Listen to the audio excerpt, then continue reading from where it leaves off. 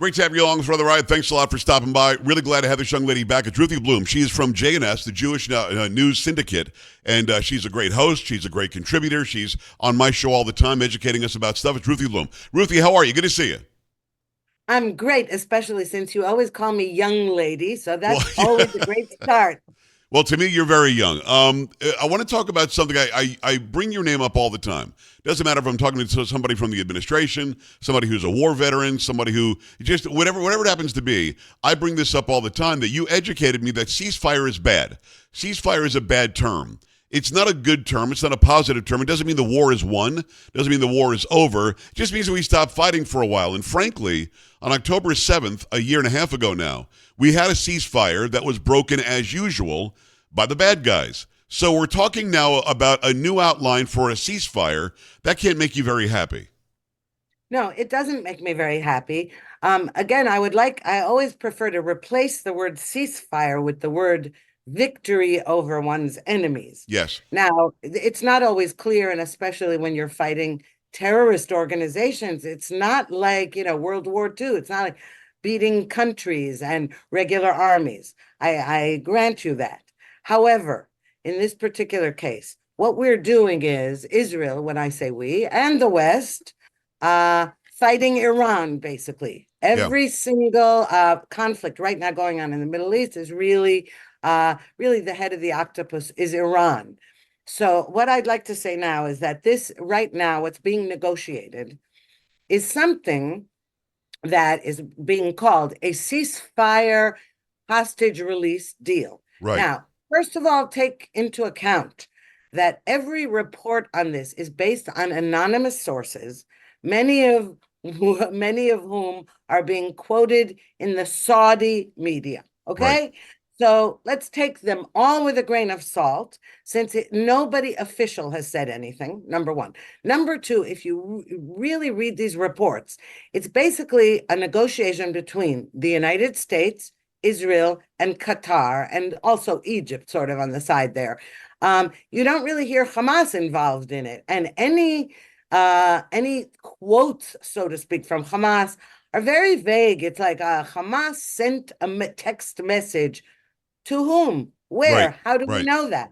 Okay, so that's why we have to take this entire thing with a grain of salt. The deal that is being reported sounds disastrous. And the only, I would say, optimistic point I could make about it Yeah. is that I believe, that Prime Minister Netanyahu would never capitulate or sign a bad deal. And perhaps he is working with President-elect Trump behind the scenes to, let's say, soften the blow or to make an arrangement that actually is better for Israel Yeah. after January 20th. Well, Ruthie, you bring up a million different questions. Go follow her, by the way, at Ruthie Bloom, and it's RUTHIE BLUM, all one word, Ruthie Bloom.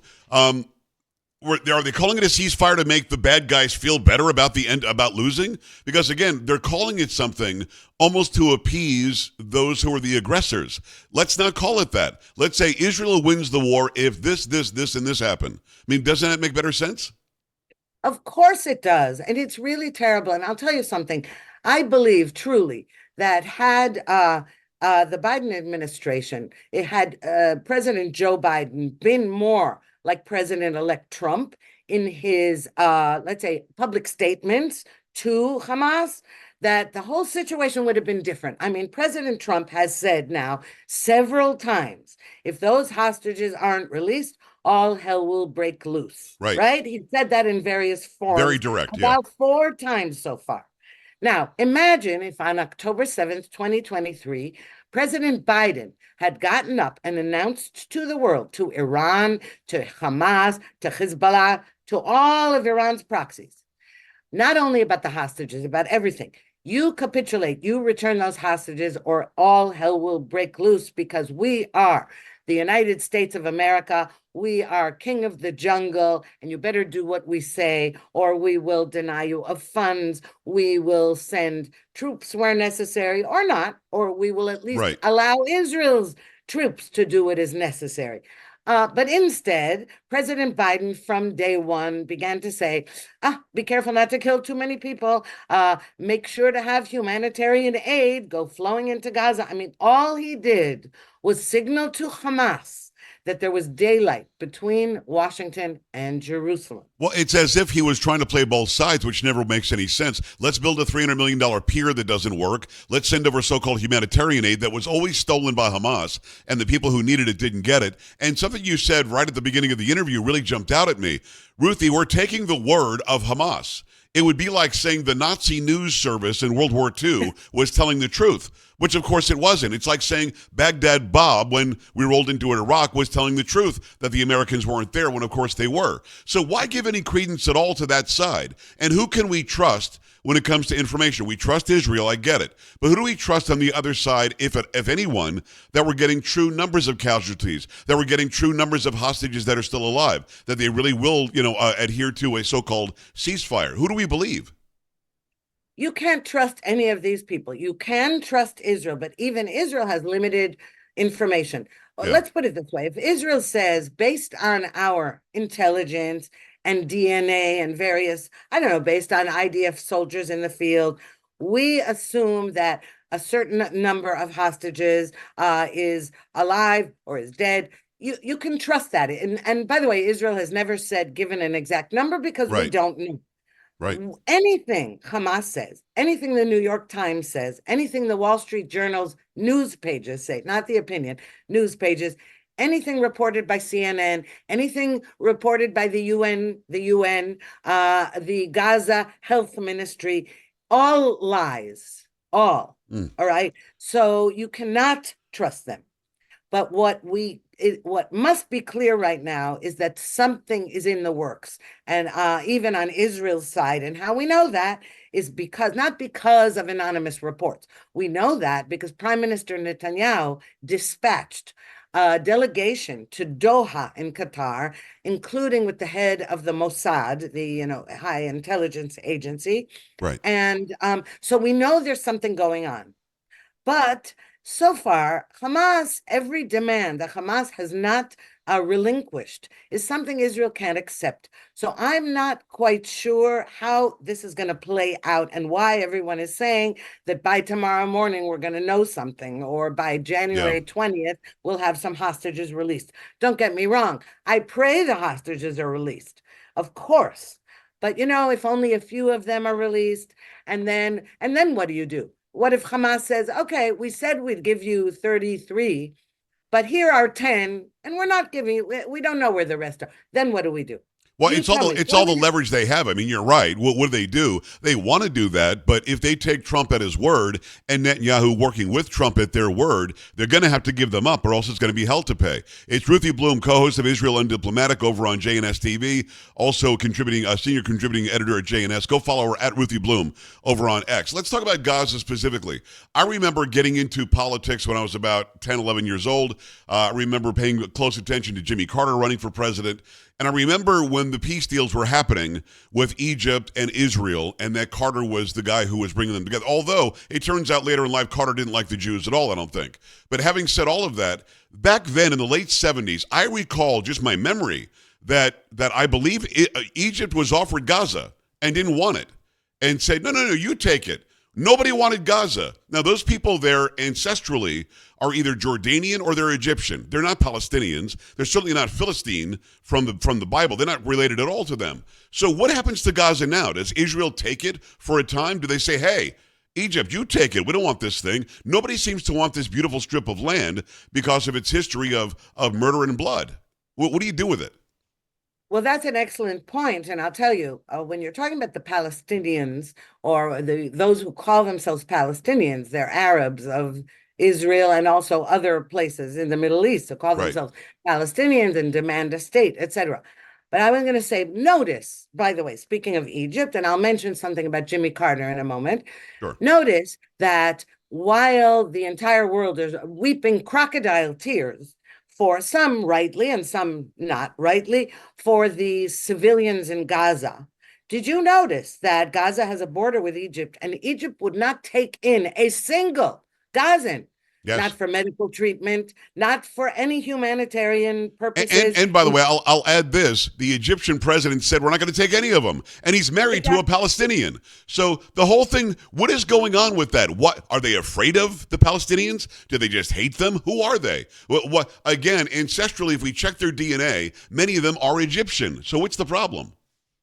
Okay, the problem is the culture of these Palestinians, Okay. the martyrdom culture. There's also, I'll tell you, behind the scenes, it's really known. Everybody knows this, that Arab countries consider the Palestinians the dregs of their world. The Saudis have been saying we'll have normalization with Israel if a Palestinian state is formed, etc. Right. I have to tell you, behind the scenes, the Saudis do not care about the Palestinians. The king of Jordan is terrified that the Palestinians are going to overthrow his kingdom. Wow. The Arab world cannot stand the Palestinians, and they pay lip service to all of this. But you mentioned Jimmy Carter and the peace treaty Yeah. with Egypt, and I think it's very crucial. And why is it crucial? Jimmy Carter, that peace treaty happened despite Jimmy Carter, Really? not because of Jimmy Carter. Absolutely. Anwar Sadat, the president of Egypt, had decided he had been in the Soviet Axis, and what he knew is that he took over after Nasser. Nasser died, Sadat became president, and the Egyptians really had disdain for him. Yes. And he had to prove to the Egyptians that he was a big, tough guy. And so he launched a war against Israel, the Yom Kippur War with the other Arab countries, knowing that he couldn't beat Israel. But Right. it would show that he was flexing his muscles, and then stop just in time to make a deal and to tell America, you know what? We'd like to be in your axis, not Soviet, right? Now, what happened? He discovered that Jimmy Carter wanted to have an international peace conference and invite in the Soviets. So Sadat said, uh-oh, this is no good. Right. And he then directly came to Jerusalem to talk to Prime Minister Begin. And Carter then couldn't say, I'm against that, right? Because he was coming to make a peace gesture. Carter basically horned in on this, and he Wow. was trying to introduce the Soviets I've been watching this for 50 years almost. I've been in broadcasting 35 years. I have always been taught, because of the American media loving Jimmy Carter, that he brought Menachem Begin and Anwar Sadat together, and he brokered the entire deal. He just happened to be included by Sadat, Well, and Begin agreed? what he did was, he was the president of the United States after Right, all. And right. yes, Sadat wanted to be in that axis now, not the Soviet axis. But he didn't initiate it. Carter didn't initiate it. No, and not only that, it wasn't just that. It was that once Sadat pulled that fast one, which was quite brilliant, and came directly to Jerusalem, right? Which was a huge deal. I was in Right. Israel at the time. It was a huge, huge deal. Right. What Carter did then was piggyback ride on this by then taking control of brokering it, right? There was a lot of, shuttle diplomacy, Yes. etc. But historically, Carter, he's been granted like the medal of he brought Middle East peace for a while. So it wasn't him at all. absolutely not. Carter did so much damage in the world. Carter is responsible for the Ayatollah Khomeini. Oh, 100%. Carter is responsible for everything that is going on in the Middle East right now. I mean, he started it. He's not solely responsible. Okay, Obama. Well, he could have supported the Shah of Iran, and the Shah, as flawed as the Shah was, he was 1,000 times better than this theocracy they have now. Let me ask you this, because you're in the region. You're not right now, but you live in the region. Yes. Can the Shah's son, whoever the hell this guy is, who says he's the heir of the throne, can he be put back in place? I know the Iranian people like Western culture a lot. They like Western civilization. They like the United States. They don't hate Israel. The people of Iran, those who are running the joint, hate everybody. Can that family be put back in place, do you think? Well, I don't know if that family can be put back in place, because I'm not an expert on internal Iranian relations, but I will tell you one thing. The group called MEK, they consider themselves, their leader called Mariam Rajavi, considers herself, she's in exile as well, or she lives outside of Iran, considers herself the heir apparent, in Iran. And Iranians do not like her. And the point is, there are all these people outside of Iran saying we're going to come and be the leaders. Right. I don't know. I hope it's not the MEK because they really have terrorist background and they have very anti-Western background. But what we do know is that the Iranians are disgruntled. Their economy is in the toilet. They are very angry that the Ayatollahs, any money that they have, it's invested in weapons and proxies and terrorism. And they say, what do we care about the Palestinians? We want, we need we need food. We need food, water, gas for our cars. Right. Yeah. So the more disgruntled they are, and the more Israel beats the proxies and Iran itself, and if Trump allows Israel to attack Iran's nuclear facilities, the greater the chance that the regime will fall. Who replaces it? That's another question. It's Ruthie Bloom. Go and follow her at Ruthie Bloom. She's from JNS. Let me ask you one question about that. When Obama was in office, there was an uprising by the people in Iran, and a popular vote happened, and a guy won. They didn't let him become the president. They ended up killing people in the street. Obama said, we're not going to meddle in the affairs of the elections of the Islamic Republic of Iran. Had Obama shown strength and support for the people, might that administration have been run out of Iran? Oh, of course. Obama totally abandoned those people who were being gunned down in the street. Totally abandoned them. But you see, but that was more purposeful. You see, Obama, when he took office, don't forget, his first trip was to Egypt, where he addressed an audience of the Muslim Brotherhood. This was not because he didn't understand international relations. This isn't Biden. Okay, Obama, he's a really smart. And Obama knew what he was doing. Obama was trying to weaken the United States from within and he did. From without. That was purposeful. That wasn't because he didn't know what was going on. It's also sick. Ruthie Bloom. Ruthie, about 30 seconds on this, if you don't mind, and it's hard to say this in 30 seconds, but what happens between now and the 20th for what's going on between Hamas and Israel? I wish I knew. I'm very, very skeptical about the details I've read. And the only hope I have really is that Prime Minister Netanyahu will remain firm in the goals of the war, and that President-elect Trump will keep his promise that all hell will break loose and that they will resume an alliance that they had before and that Biden screwed up between Washington and Jerusalem. That's what I'm praying for. We have 1 week left to go. Yeah, the only way that you get peace in that region is through strength, and that's about to come back into office. Ruthie, thanks a million. Safe travels. I know that you're here stateside, and let's talk again soon, okay? Thank you, Joe. It was really great being on your show again. I love talking to you. We're back after this. Stay right here.